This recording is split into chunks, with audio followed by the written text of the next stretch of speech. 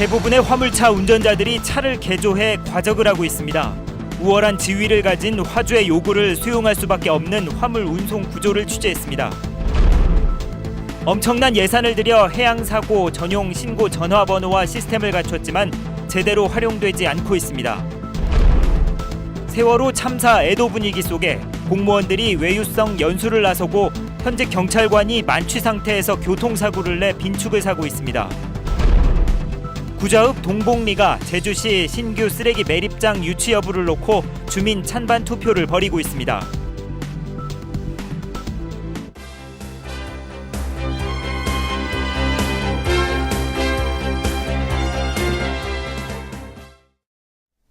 여러분 안녕하십니까? 뉴스데스크 제주입니다. 세월호 침몰 사고의 주요 원인이 화물 과적으로 꼽히면서 불법 과적에 대한 단속의 필요성이 높아지고 있는데요. 화물차 운전자들은 어쩔 수 없이 불법 과적을 할 수밖에 없다고 호소합니다. 박주연 기자가 취재했습니다. 카페리 여객선 앞에 길게 늘어선 화물차들. 대부분 4.5톤인데 적재 중량보다 최고 4배까지 화물을 더 싣기 위해 차체를 늘리고 적재함을 높였습니다. 1,000만 원 이상 자기 돈을 들여가며 구조 변경을 하지 않으면 일감을 받을 수 없기 때문입니다. 바퀴가 4개가 더 달지 않으면 수입이 안 돼요. 화주가 원하지 않기 때문에. 그래서 어쩔 수 없이 4.5톤에 15톤 정도를 해서 수송을 하는 것이지.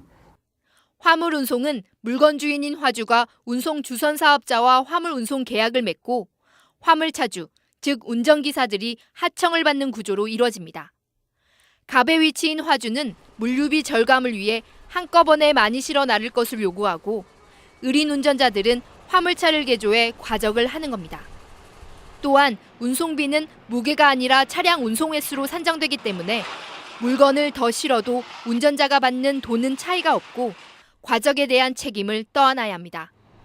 때문에 2년 전 과적에 대한 책임을 화주와 운전자가 공동으로 지는 법률 개정안이 발의됐지만 업계의 로비에 막혀 무산됐습니다. 현행법상 화주가 과적을 요구하면 운송자는 고발할 수도 있지만 갑을 관계인 운송업자들이 거부하거나 고발한다는 것은 불가능하거든요. 화주와 운송 주선업체, 화물차주 간의 불공정한 거래와 허술한 규정은 화물차들이 불법 과적으로 사고의 불씨를 안고 달리는 결과를 낳고 있습니다. MBC 뉴스 박주연입니다. 바다에서 사고가 났을 때 해양경찰에 바로 신고할 수 있는 전화번호가 122번입니다. 많은 예산을 들여 신고 시스템을 구축했지만 인지도가 낮고 연계 시스템도 허술합니다. 이소연 기자가 취재했습니다. 세월호 침몰 당시 해난 사고 신고 전화번호인 122 대신 승객들은 119나 112로 구조를 요청했습니다. 하지만 소방서나 경찰이 신고를 받고 전화로 해경에 통보하느라 아까운 시간을 허비해 인명피해가 커졌다는 지적입니다. 해양경찰은 지난 2007년 43억 원을 들여 122로 신고하면 휴대전화 GPS 정보로 신고자 위치를 정확히 파악할 수 있는 시스템을 갖췄습니다. 하지만 문제는 세월호 사고 때처럼 일반인들이 122를 잘 모른다는 겁니다. 아버님이 바다에 빠지셨어요. 그럴 적에 일부러 많이 하죠. 그런 적에는. 문제가 있을 적에는 일부러 많이 하는데. 또 다른 문제는 119와 연계가 제대로 안 된다는 부분입니다. 해상신고가 119로 접수되면 소방본부는 일반 유선 전화로 해양경찰에 통보하고 있습니다. 119와 해경 사이에 다중통화 시스템이 구축됐는데도 거의 사용하지 않고 있기 때문입니다. 그만큼 초기 대응이 늦어질 수밖에 없습니다. 출동이나 아니면 방제가 다 이루어져야 되는 부분이 하나 있는 것 같아요. 우리 같은 경우는 일사불란하게 됐는데 여기는 또 시스템이 조금 언밸런스하게 좀 미스되는. 해양사고 신고 전용번호 112가 도입된 지 벌써 7년. 더 늦기 전에 대대적인 운영체제 개편이 필요해 보입니다. MBC 뉴스 이소연입니다. 제주 MBC가 보도한 도항선 안전관리 허술과 관련해 서귀포 해양경찰서가 합동 점검을 벌입니다. 서귀포 해양경찰서는 오늘부터 다음 달 7일까지 서귀포 관내 유선과 도항선 등 25척에 대해 제주도와 선박안전기술공단 등 유관기관과 합동으로 안전점검을 벌인다고 밝혔습니다. 점검은 선적 차량의 고박 상태와 구명설비 비치를 비롯해 기관 장비 작동 상태에 대해 중점적으로 이루어집니다. 세월호 사고 희생자 합동 분향소에 추모객들의 발길이 이틀째 이어지고 있습니다.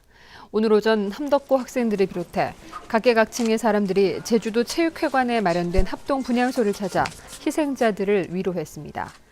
한편 합동 분향소가 설치된 어제 하루 조문객 1,693명이 방문했고 성금이나 쌀을 기부하는 사례도 잇따랐습니다. 합동 분향소는 연결식이 열릴 때까지 오전 9시부터 밤 11시까지 운영되며 1층에는 노약자와 장애인을 위한 분향소가 마련됐습니다. 제주도 교육청과 각급 학교에서 모은 세월호 성금이 1억 원을 넘어섰습니다.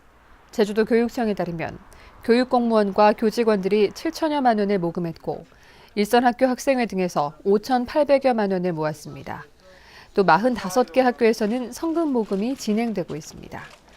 모아진 성금은 재해구호협회, 사회복지공동모금회, 대한적십자사 등으로 기부돼 희생자 유가족을 위해 쓰일 예정입니다. 세월호 참사로 온 나라가 애도 분위기입니다. 그런데 모범을 보여야 할 공무원들이 외유성 연수를 나섰는가 하면 현직 경찰관은 만취 상태에서 교통사고를 냈습니다. 김찬년 기자입니다. 제주시 노형동의 한 교차로 어젯밤 10시 20분쯤 승용차 한 대가 신호 대기 중이던 차량을 들이받았습니다. 이 사고로 승용차 운전자인 47살 오모 여인 등 3명이 다쳤습니다. 맨 끝차가 좀 이렇게 세게 앞차를 들여받고 또 그 차가 맨 앞차를 이렇게 연속해서 이렇게 추돌을 사고 난 것 같습니다. 교통사고를 낸 운전자는 현직 경찰관인 44살 한모 경사. 한 경사는 사고 당시 운전면허 취소에 해당하는 혈중 알코올 농도 0.18%의 만취 상태였습니다. 경찰은 한 경사를 직위해제한 뒤 입건해 자세한 사고 경위를 조사하고 있습니다. 개인적인 사정으로 이렇게 모임을 가졌고요. 그렇게 해서 음주운전을 해서 지금 단속이 된 걸로 알고 있습니다. 지난 20일에는 제주도 공무원 20명이 선진지 견학을 명목으로 터키로 출국했으나 일부 일정이 관광지여서 비난을 받았습니다. 세월호 침몰 사고로 전 국민이 애도 분위기에 빠져 있는 가운데 공무원들이 잇따라 물의를 일으키면서 시민들의 눈총을 사고 있습니다. MBC 뉴스 김찬년입니다. 제주시 쓰레기 매립장이 포화 상태에 이르면서 쓰레기 대란이 우려되고 있는데요. 신규 매립장 후보 지역인 구자읍 동복리 주민들이 유치 여부를 놓고 현재 찬반 투표를 진행하고 있습니다. 현장 취재기자 전화 연결해서 자세한 소식 알아보겠습니다. 조인호 기자 전해주시죠. 네, 쓰레기 매립장 주민 찬반 투표가 진행되고 있는 동복리 마을 게이틀볼락에 나와 있습니다. 투표는 저녁 6시 50분부터 시작됐고 조금 뒤인 밤 9시에 마무리될 예정인데요. 주민들이 대부분 투표를 끝낸 가운데 일부만 남아 개표 결과 발표를 기다리고 있습니다. 이번 투표에는 동복리에 주소를 두고 있는 만 19살 이상 주민 500여 명이 참여하는데요. 투표자의 절반 이상이 찬성할 경우 쓰레기 매립장과 소각시설 유치를 신청하고 반대할 경우 거부하는 것으로 마을의 입장을 최종 정리하게 됩니다. 제주도는 쓰레기 매립장을 유치하면 마을에 565억 원을 투자해 집집마다 태양광 발전 시설을 설치하고 힐링 케어타운을 조성하겠다고 약속한 바 있는데요. 이에 따라 마을 발전을 위해 매립장을 유치하자는 찬성 여론도 있지만 환경 오염을 우려하는 반대 여론도 여전한 상황입니다. 특히 옆마을인 북촌리 주민들이 피해만 보게 됐다며 투표장 근처에서 반대 시위를 하며 개표 결과를 기다리고 있습니다. 제주도는 주민들이 찬성할 경우 내일 입지선정위원회를 열어 동복리를 최종 입지로 확정할 예정이지만 반대할 경우 뚜렷한 대안이 없어 촉각을 곤두세우고 있습니다. MBC 뉴스 조인호입니다. 교육감 선거 후보 단일화가 무산됐습니다. 제주 올바른 교육감 후보 추대협의회는 오늘 강경찬, 고창근, 김희열, 양창식, 윤두호 씨 등 교육감 예비 후보 5명이 참가한 가운데 후보 단일화 방안을 논의했지만 단수 후보와 복수 후보 압축안을 놓고 의견이 엇갈려 결론을 내지 못했습니다. 또 예비 후보 대다수가 앞으로 단일화 모임에 참가하지 않겠다고 밝혀 교육감 후보 단일화는 사실상 무산됐습니다. 새정치민주연합 제주도당은 29개 도의원 선거구 가운데 22개 선거구에서 단수 후보의 공천을 확정했습니다. 또 제주시 이도 이동 을과 화북동, 연동 을 선거구는 여론조사나 공론조사, 권리당원 투표 등으로 후보를 선출하기로 했습니다.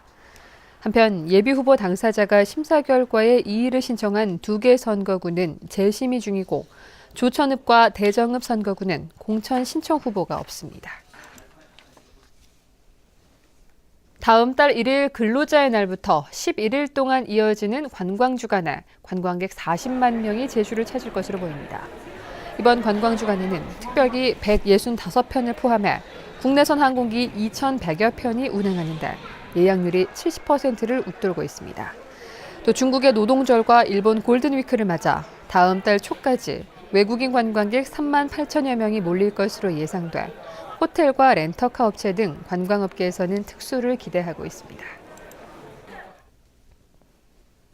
지난해 제주에서 4명의 목숨을 앗아간 중증 열성 혈소판 감소 증후군을 옮기는 야생 진드기가 서귀포시 지역에 많이 서식하고 있는 것으로 나타났습니다. 제주도가 지난주 도내 48곳에서 야생 진드기 서식 밀도를 조사한 결과 제주시는 1제곱미터에 1마리에서 3마리가 발견됐지만 서귀포시는 최고 132마리까지 발견됐습니다. 지역별로는 서귀포시 강창학 경기장 부근이 132마리로 가장 많았고 시오름과 소로름, 대정읍 인향동에서도 100마리가 발견됐습니다. 제주지방법원 제2형사부는 지체장애 여성과 미성년자를 강제 추행한 혐의로 기소된 55살 강모 씨에게 징역 5년을 선고하고 성폭력 치료 프로그램 80시간 이수를 명령했습니다. 강 씨는 지난해 10월 연인 관계에 있던 A 씨의 집에서 지체장애자인 A 씨의 딸과 10대 외손녀를 수차례 강제 추행한 혐의로 재판에 넘겨졌습니다. 크레인이 전선에 걸려 전신주가 쓰러지고 행인 2명이 다친 사고를 조사하고 있는 제주 동부경찰서는 안전운전 의무 위반 혐의로 화물차 운전자 47살 김모 씨를 입건했습니다. 어제 오후 4시쯤 제주시 건입동 제1교 사거리 부근 도로에서 김 씨가 몰던 화물 차량에 실려있던 크레인이 전선에 걸리면서 전신주 4개가 부러지고 주민 2명이 다쳐 병원으로 이송됐습니다. 소아 폐렴구균 예방접종이 다음 달부터 무료로 실시됩니다. 무료 접종 대상은 생후 2개월에서 5살 미만과 만성질환과 면역 저하 상태의 어린이로 보건소와 소아과 등 도내 76군데 지정 의료기관을 방문하면 됩니다. 뉴스데스크 제주였습니다. 여러분 고맙습니다.